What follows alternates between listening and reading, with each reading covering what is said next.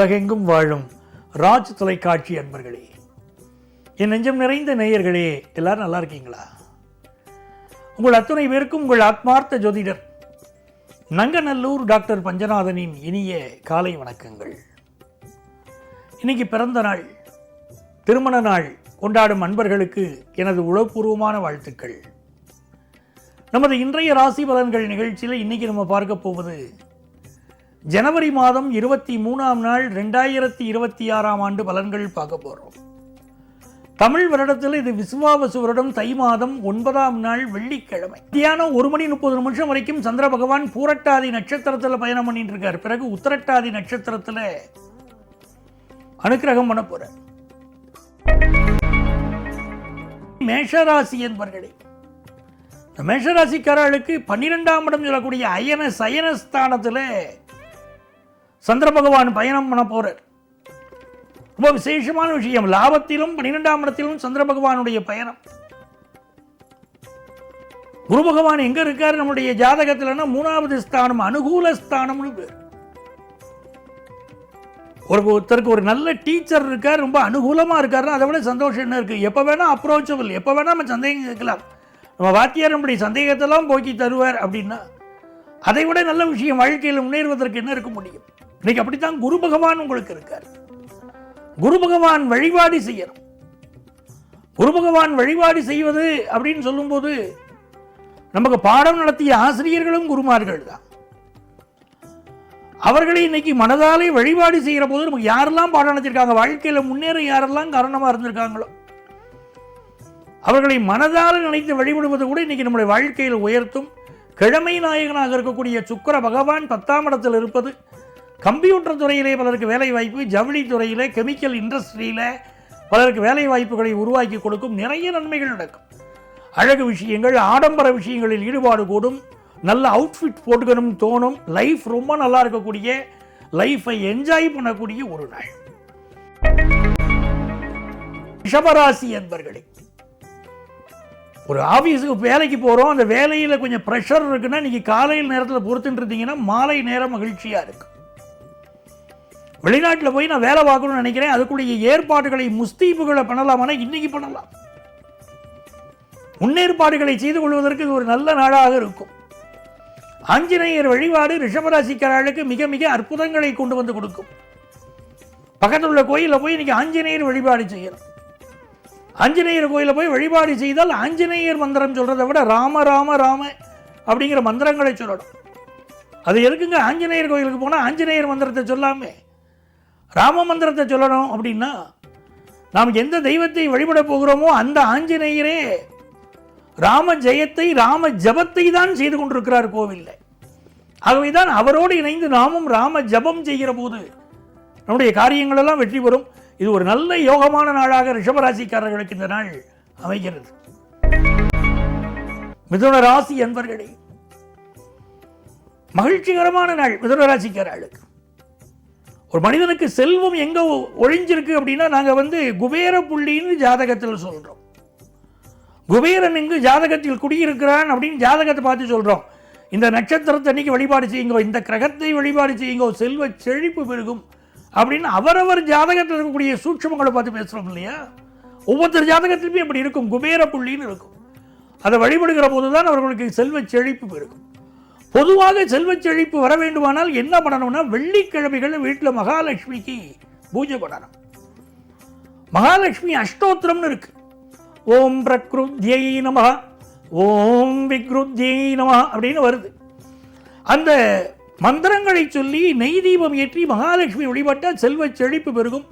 மிதுனராசிக்காரர்களுக்கு யோகமான எல்லா வகையிலும் வெற்றி தரக்கூடிய நல்ல நாளாக இந்த நாள் அமைகிறது. கடகராசி என்பர்களே, கடகராசிக்காரர்களுக்கு நிறைய முயற்சிகள் செய்யணும். எல்லா காரியங்களையும் வெற்றி பெறணுங்கிற எண்ணம் இருக்கும். ஆனால் எடுக்கிற முயற்சியிலெல்லாம் ஒரு தடை, ஏதோ ஒரு தடையை, யாராலையும் ஒரு தடை, மனித ரூபத்தில் ஒரு தடை வருகிற போது கடகராசிக்காரர்களுக்கு அது மனசுக்கு ஒரு அழுத்தத்தை கொடுக்கிறது. அப்படிப்பட்ட ஒரு நாளாக இருக்கு. ஆனால் இந்த நாளில் பொறுமையாக நீங்கள் செயல்படணும். புதிய முயற்சிகள் செய்யாமல் பழைய முயற்சிகளை பண்ணிக்கிட்டே போகலாம். புதுசாக நான் முயற்சி பண்ணுறேங்கிறத விட ஒவ்வொரு முயற்சியாக வெற்றி அடைவோம், பழைய முயற்சிகளில் வெற்றி அடைவோம் அப்படின்னு சொல்லி பழைய முயற்சிகளை கண்டினியூ பண்ணுங்க. திருமணம் சம்பந்தப்பட்ட நல்ல செய்தி ஒன்று இன்னைக்கு கூடி வரும். சிம்மராசி என்பர்களே, சிம்மராசிக்காரர்களுக்கு தனம் தரும், கல்வி தரும், தளர்வரியா மனம் தரும். திருக்கடையூர் அபிராமி அன்னையை வழிபாடு செய்கிறோம். சிம்மராசிக்காரர்கள் நல்ல காசு பணம் தொட்டு சேரும். பொருளாதார ரீதியாக ஒரு பெரிய வளர்ச்சியை பெறக்கூடிய நாள். அது வந்துட்டாலே குடும்பத்தில் பலருக்கு 50% மகிழ்ச்சி வந்துடுது. இந்த கலியுகத்தில் மிக முக்கியமான தேவையாக காசு தான் இருக்கு. அது வந்தாலே பாதி நிம்மதி வருகிறது, மீதி தேக ஆரோக்கியம். இந்த நாள் உங்களுடைய பிள்ளைகளுக்கு வாழ்க்கையில் உயர்வு வரும். தெய்வ அனுக்கிரகம் உள்ள நல்ல நாள். பிசினஸ்ல நல்ல டெவலப் ஆவீங்க. கன்னிராசி என்பர்களே, கன்னிராசிக்காரர்களுக்கு பூர்வ புண்ணியம் வலுத்திருக்கிறதுனால குலதெய்வ வழிபாடு செய்யணும். வழிபாடுகள் மிகச்சிறந்த வழிபாடு நம்ம நிகழ்ச்சியில உங்களுக்கு நான் சொல்லிக்கிட்டே வருது. குலதெய்வத்தை வழிபடுங்க. குலதெய்வ வழிபாடு நம்மை காப்பாற்றும், நம்முடைய பிள்ளைகளை காப்பாற்றும், நம்மள்ட்ட இருக்கக்கூடிய பாவங்களை போக்கும். ஆகவே தான் இந்த குலதெய்வ வழிபாட்டுக்கு இம்பார்ட்டன்ஸ் கொடுக்குறோம். ஹையர் எஜுகேஷன் படிக்கணும்னு நினைக்கக்கூடிய மாணவர்களுக்கு இன்னைக்கு நல்ல வாய்ப்புகள் வந்து சேரும். அலுவலகத்தில் இன்னைக்கு நல்ல பதவிகள் உங்களுக்கு கிடைக்க போகுது. துலாம் ராசி என்பர்களே, துலாம் ராசிக்காரர்களுக்கு 10th +1 +2 படிக்கக்கூடிய ஸ்டூடெண்ட்ஸ்க்கு கல்வியில் ஒரு நல்ல வளர்ச்சி இருக்கும். சிலர் ஹவுசிங் லோனுக்கு ட்ரை பண்ணுவீங்க, நல்லபடியாக லோன் கிடைக்கும். பர்சனல் லோன் ட்ரை பண்ணுறவங்க, பிஸ்னஸ் லோன் ட்ரை பண்ணுறவங்களுக்குலாம் ரொம்ப யோகமான ஒரு அமைப்பு இன்னைக்கு இருக்கு. நீண்ட நாளாக உங்களுக்கு இருந்த உடல்நல பிரச்சனையிலிருந்து விடுபடுவதற்கு நல்ல வாய்ப்புகள் உங்களை தேடி வரும்.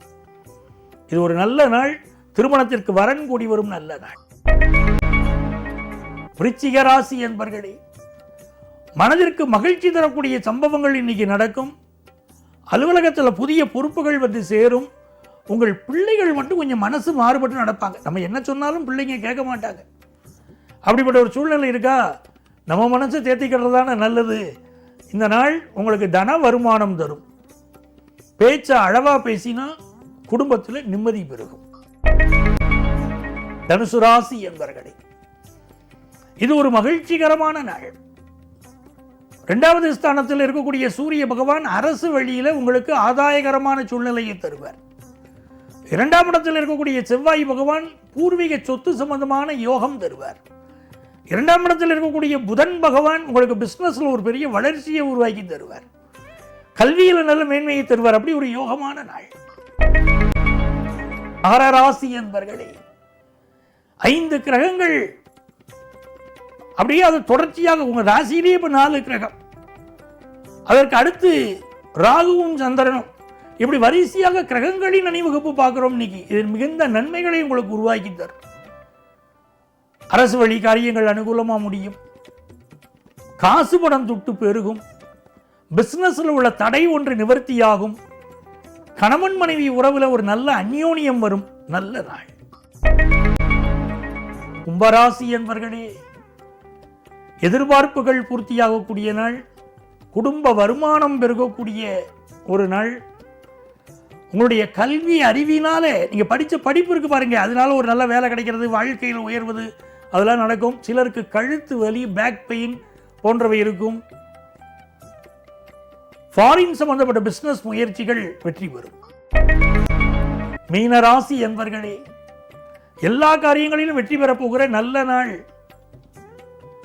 இந்த நாள்ல ஆஞ்சநேயர் வழிபாடு செய்யுங்க. 6ஆம் இடத்துல கேது பகவான் இருப்பதனால் விநாயகர் வழிபாடு செய்யுங்கள். உடம்புல இருக்கக்கூடிய ஒரு பிரச்சனை நிவர்த்தியாகணும்.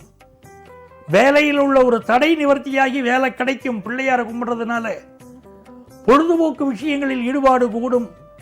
சுக்கிர பகவான் உங்களுக்கு லாபத்தில் இருப்பதனால் இந்த நாள் மிக லாபகரமாக மகிழ்ச்சிகரமாக உங்களுக்கு அமையும். நண்பர்களே, நாளைய பதிவில் மீண்டும் சந்திப்போமா?